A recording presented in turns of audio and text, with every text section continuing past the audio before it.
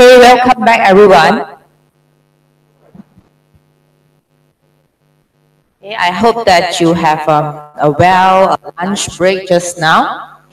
Okay, I'll be bringing you through, okay, of some of the process, your PhD process in a university that maybe you have received some email from the university under the Department of IPS, Institute of Postgraduate Studies. So to echo the message by the President, so that we can provide you with a better student experience and service, we have established several process that both you and us has to adhere so that you will have a smooth PhD journey.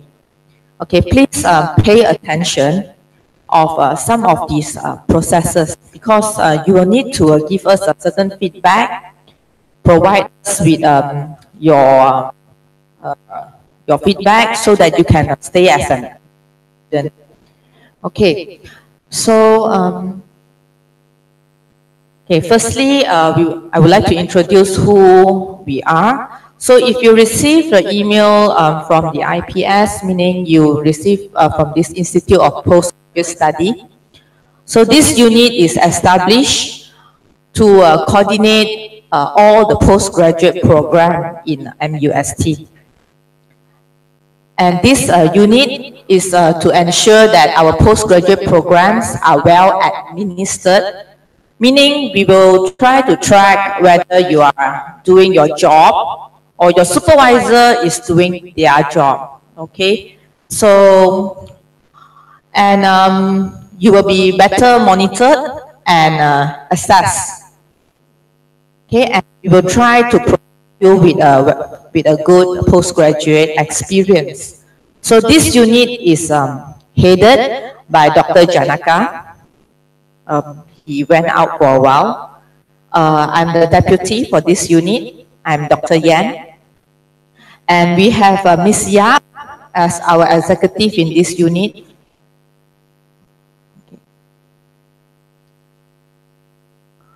Okay, so in general, this is your PhD process. While you are in this university, you should adhere closely to this process. So firstly, you will need to register for every semester. Okay, so this registration comes in you can send in the soft copy of this registration form. It will be made available to you via email. I will show you how the registration form looks like shortly. And you will need to pay a tuition fees and adhere to a certain fees structure.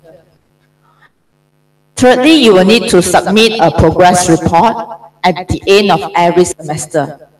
Can I have a see of a raise of hand who has yet to submit their progress report?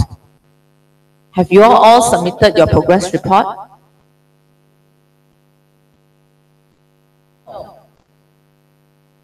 Yes or no? Or you didn't receive anything?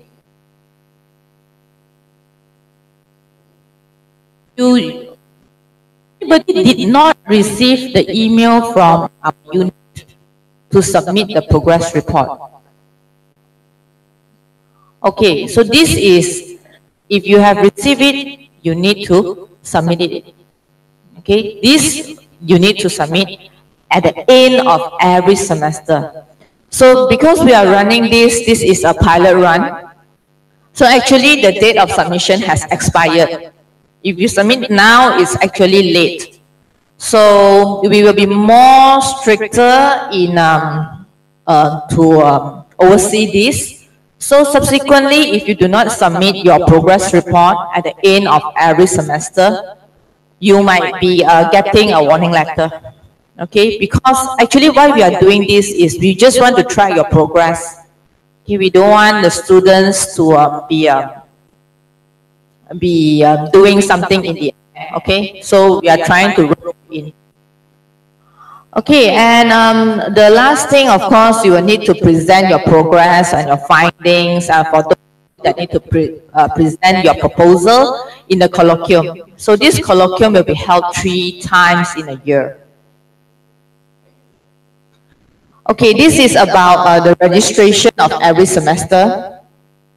So students are compulsory to register every semester, latest at the 3rd or 4th week in March and September. So around this date, you will need to register. This one, we will of course send you a reminder, but it should be make auto in your mind that you will need to register every 3rd or 4th week of March and September. So you have 2 weeks to do the registration. Okay? Okay, so your registration can be conducted using the Google form. We will be sending you a Google form. You just need to register via Google form. Students that fail to pay and register for each semester will face termination. You will be getting a warning letter, and if you do not respond to the warning letter, you will be faced with a termination. So if you are having some problem, okay, a personal problem or any problems, you can defer for a maximum of 2 semesters. You can apply for deferment. Okay, you are advised to apply for deferment if you have any issues, okay, that you do not want to. The registration form can be found in the link here.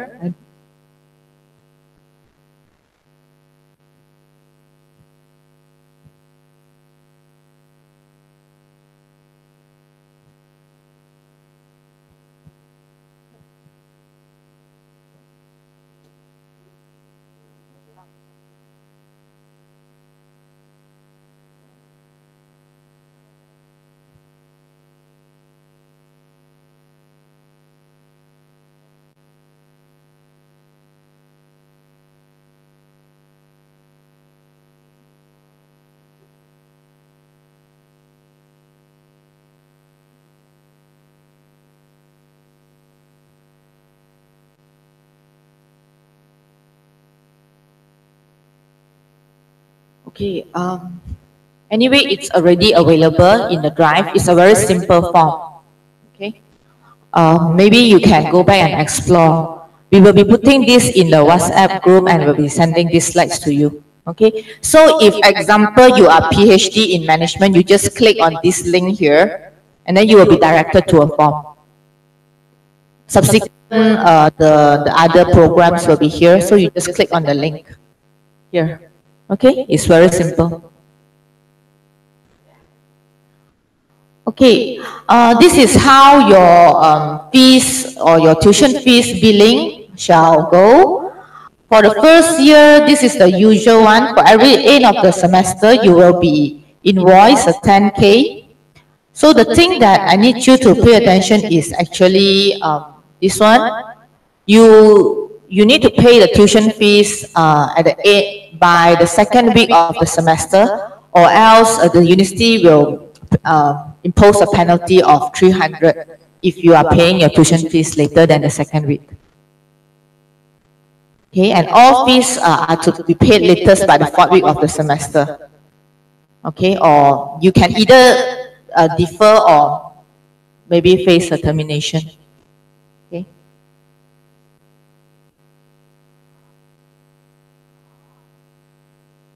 Okay, and another thing is after the semester 6, if you are to continue your study or extend your study, you will need to subsequently pay also 2.5K for each semester. Okay. So this one is like what I have mentioned. So every student is compulsory for you to submit your progress report at the end of each semester, the March and September semester. And you will need to present your progress or findings in our colloquium in March, July, and November. So all students are compulsory to attend. Okay, so this is in general your PhD process in MUST. I would like to know if you have any question you would like me to address. Is it clear for you? Yes? Is there any question you would like me to address? Okay, please, you will need to remember to firstly register. I conclude, register every semester, okay, by the second week of every semester. There is actually 2 semesters, March and September. So you need to register by the second week of the semester. And then you need to submit a progress report at the end of the semester. For those of you that have submitted, we have received, okay, we have received your progress report, and we actually want to see what is your progress of your PhD and how is the interaction between you and your supervisor. Okay, we are trying to address it, we are trying to monitor it. This is all done not to give you a lot of stress. The objective is actually to provide a better student experience with the university. Okay, if there's no Q&A for me, yes? Yes, it will be shared in the both the WhatsApp, the WeChat, and we will send it to you. Okay. Any other comments? I hope that you are clear with this, and I hope you have a smooth PhD journey with us. Okay? Thank you.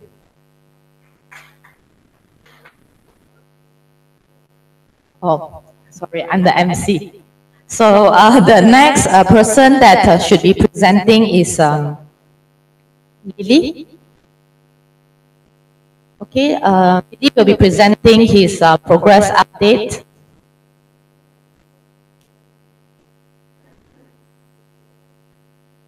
His supervisor is Dr. Janaka.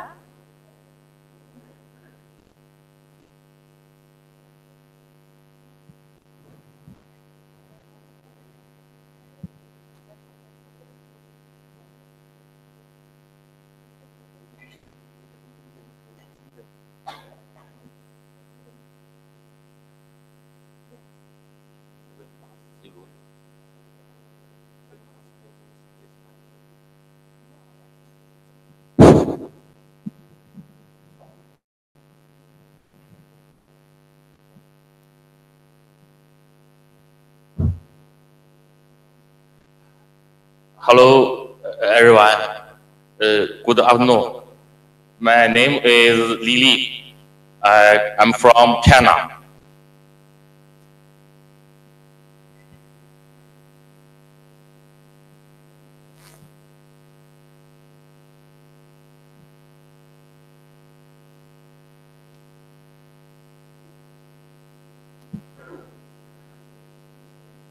My topic is a study on influence factor of impulsive buying intention in online mother and child community. My supervisor is Dr. Janaka.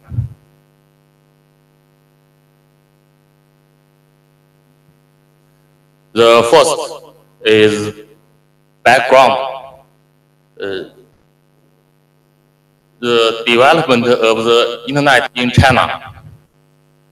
The number of internet use in China was 700 million in 2017.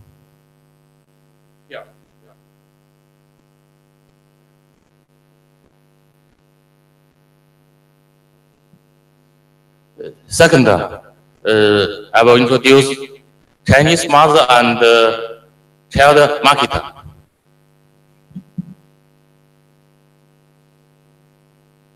Chinese mother and child market is mainly related to the consumption of mother and child. It involves many industries, includes clothing, food, shelter, travel, education, and other aspects.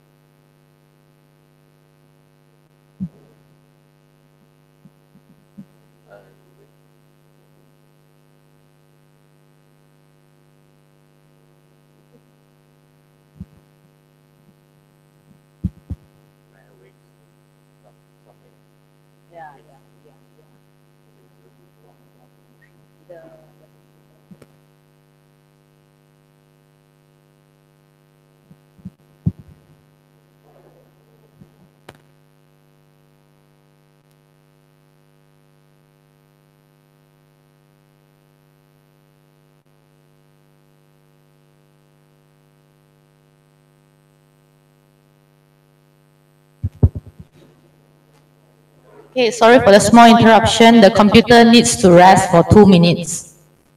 Okay, let the computer rest for 2 minutes.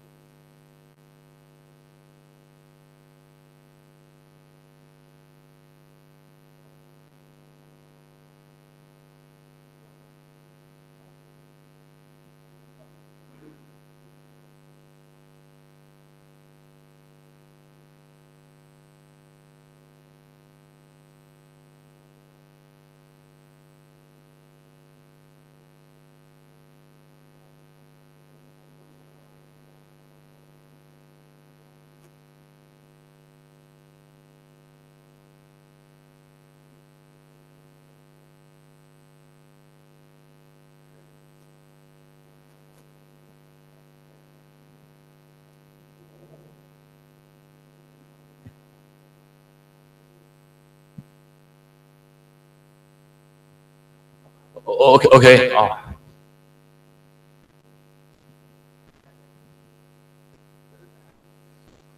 Chinese mother and child market is mainly relation to consumption of mother and child. It involves many industries. It includes clothing, food, education, shelter, music, and other aspects.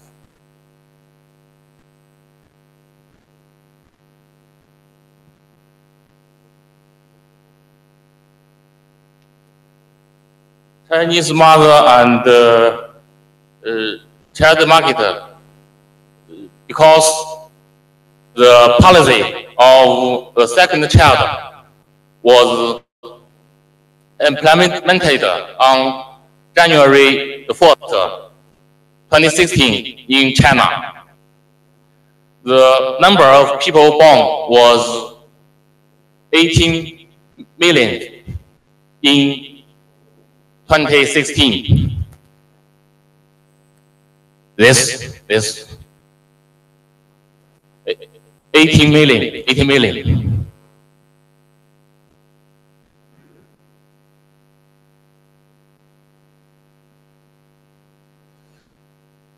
So the Chinese mother and child market will continue to expand. The growth is expected to be close to 16% in 2018. So there will be more and more consumers.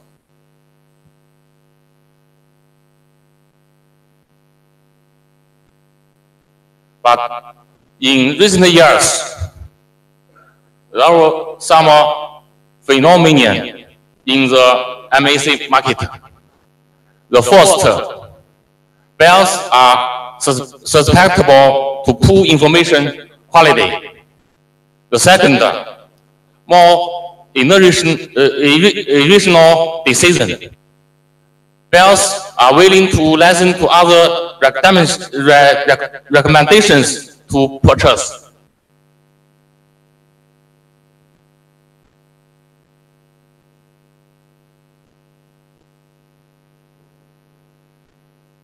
The second, I will introduce Chinese only mother and child community. This is part of Chinese and mother market.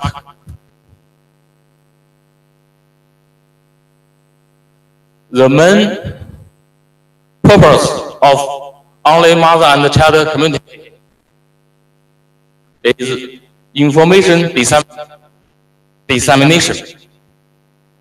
The members exchange experience and information. It is more likely to generate information and trust among each other through communication. This is Chinese MAC market structure. The only mother and child community is here. MAC market integrates quickly.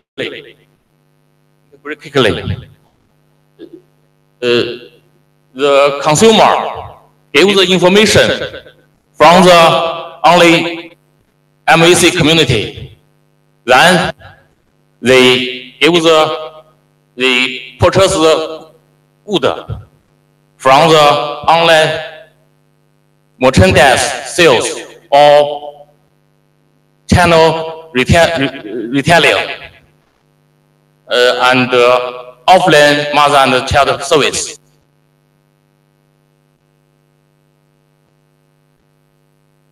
The fourth, what is impulsive buying?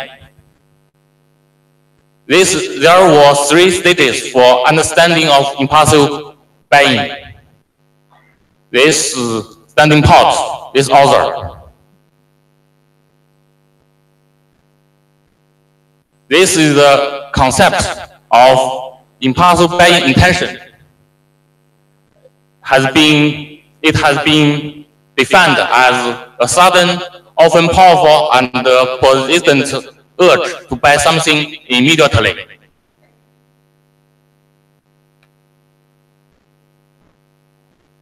This is my research problem. In the Chinese context, through the dissemination of information, generating trust and information, influence behavior, intention, and behavior, there has been a lot of research. This is table.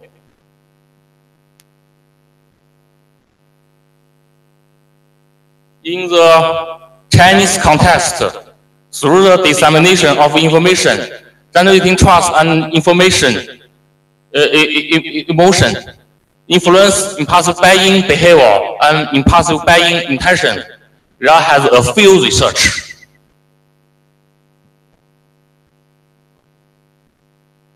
In the Chinese context, through the dissemination of information, generating trust and emotion, influencing impulsive buying behavior an impulsive buying intention, no research has been conducted in only MAC community.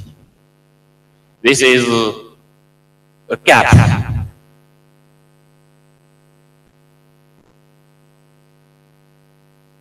This is my research objectives. To determine the influence of source credibility on trust. To determine the influence of trust on impulsive buying intention.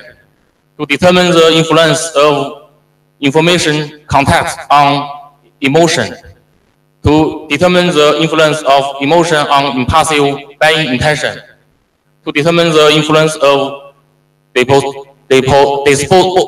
disposition to trust on impulsive buying intention. This is my research question. What is the relationship between source credibility and trust? What is the relationship between trust and impulsive buying intention? What is the relationship between information context and emotion? What is the relationship between emotion and impulsive buying intention? What is the relationship between disposition to trust and impulsive buying intention? This is my literature review. The first theory basis. The first theory is consumption impulsive formation and enactment framework, CIFE. The other is Colloquium. This is diffuse theory. This is trust theory, and these are trust theory and emotion theory. This is SO stimulus organism response.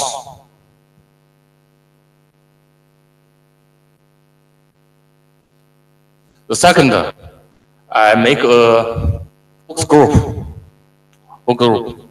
In study, focus group discussion was conducted.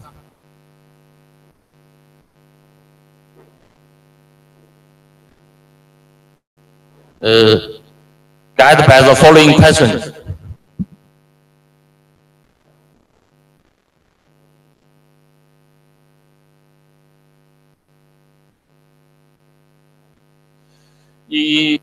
I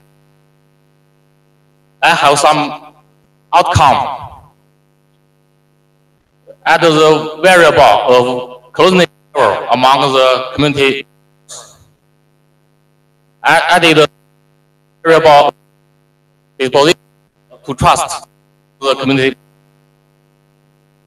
Add variable of experience among the community.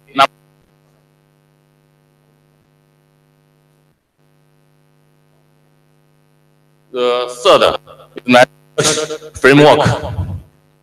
The left is independent variable. The right is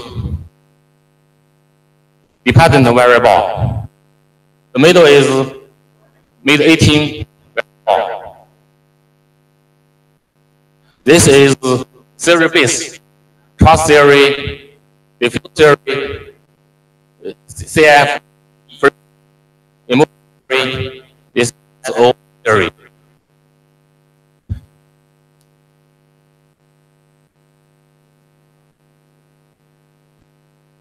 This is my research methodology. The first is measurement, variable, method index, question adapted from.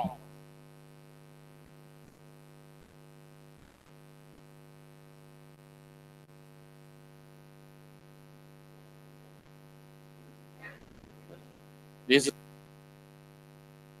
now survey that in MAC community will be collected through online questionnaire.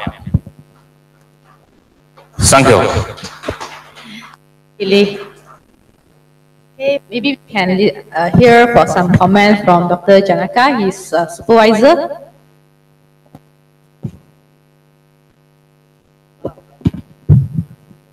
Oh, everyone is invited to give some comment by his supervisor.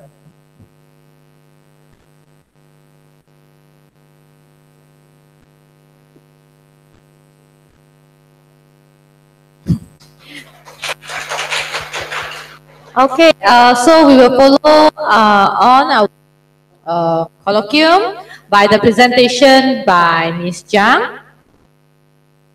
Ms. Zhang?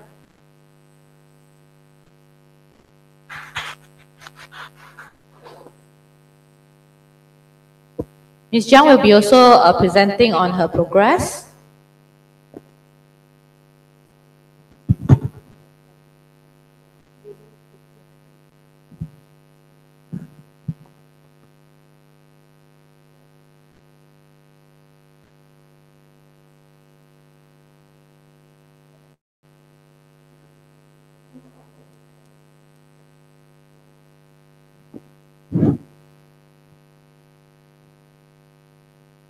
Hello everyone, good afternoon. My name is Zhang Jianfeng. My title is Research on Competency Development of University Faculty. My supervisor is Dr. Janaka. Research background. Many researchers had concluded on faculty competency in last 10 years. Researchers established different faculty competency model. Faculty competency model is widely used in human resource management. But nowadays, internet and information technology is used widely in teaching. And the new generation students have different needs. The changing of education circumstances challenge the traditional faculty competency model. Problem statement. Internet and information technology are used widely in teaching, and the new generation students acquire knowledge differently. The characteristics of traditional model can't adapt to new realities. And the previous research has focused on the faculty personal factors. Few researchers have addressed the issue of information technology and the students and the organizational support factors. The following research question will be addressed. What is the relationship between work entity and faculty competency? And what is the relationship between individual motivation and the faculty competency? What is the relationship between vocational skill and the faculty competency? And what's the relationship between professional knowledge and the faculty competency? And does organizational support moderate relationship between independent variables and the faculty competency? Research objective. Establish the new faculty competency model. To test the relationship between work attitude and the faculty competency. To determine the relationship between individual motivation and the faculty competency. Assess the relationship between vocational skill and the faculty competency. To identify the organizational support moderate relationship between independent variables and the faculty competency. This is literature review. These researchers had argued the faculty competency model about these students lesson organization, speech skill, educational strategies, knowledge, students evaluation, and giving the feedback, self-teaching, lifetime learning, knowledge in the field, management skill, technical knowledge, ability,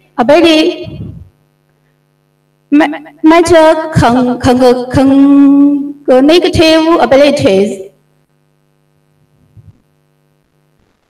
These were identified in traditional competency model. And compare faculty competency factor.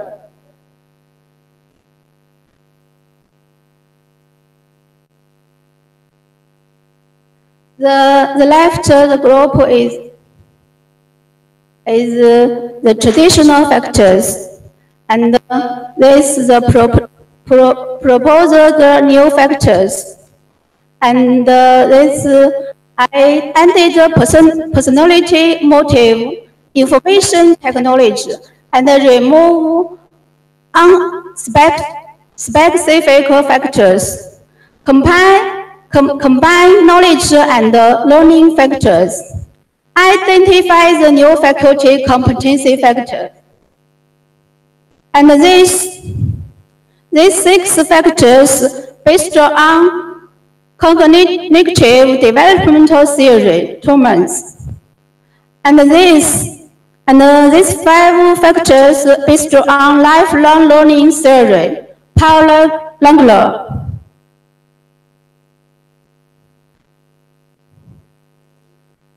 The moderating variable, compensation and benefit. The moderating variable is based on motivation theory. Expectancy theory is one of the motivation theory. Employee want to acquire the better compensation and benefit. They will have the action of faculty competency. Therefore, compensation and benefit are confirmed moderating variable. Compensation and benefit can cause employee behavior intention, and behavior intention is caused action faculty competency. Therefore, competency and benefit is main organizational factors about faculty competency. Research framework.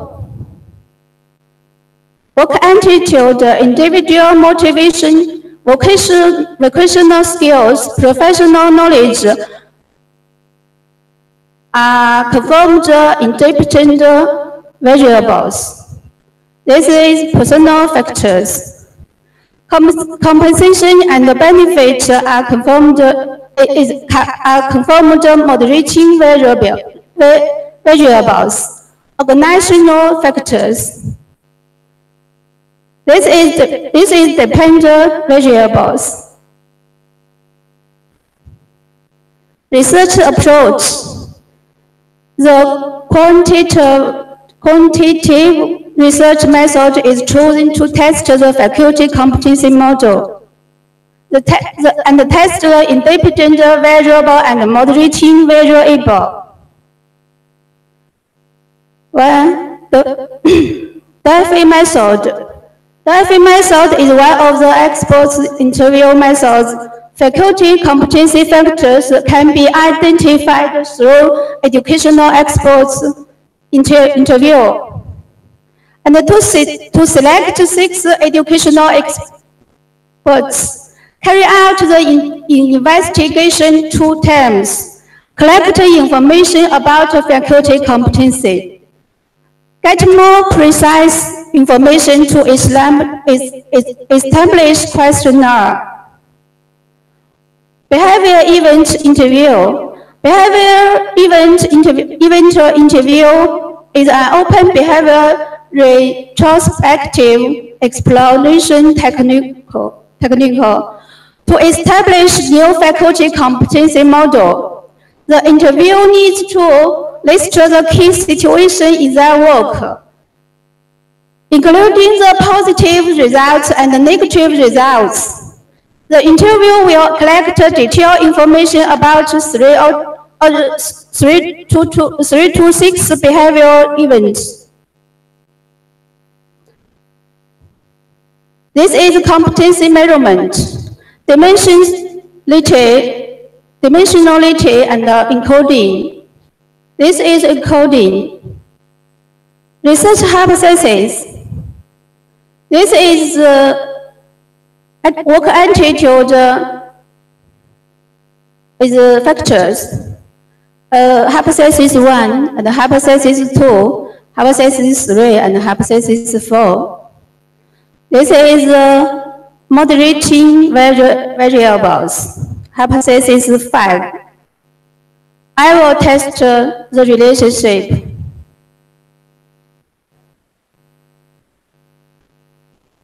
Population and sample. A questionnaire survey will be used to collect data.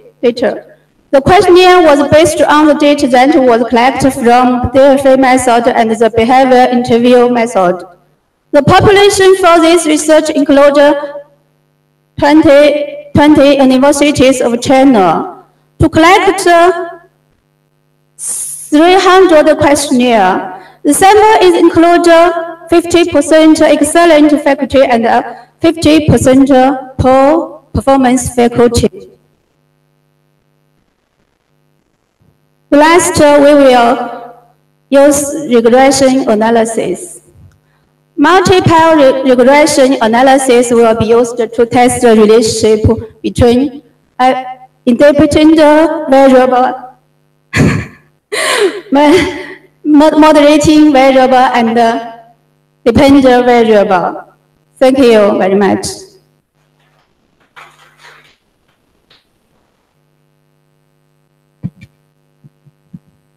Thank you, Ms. Jiang. Is there any comments from the floor?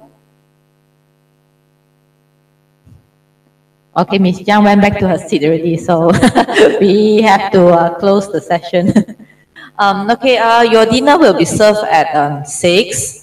So from now until 6 is actually for you to have the opportunity to meet up with your supervisor.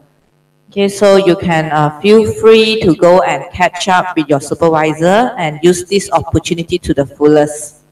Okay, we'll see you back.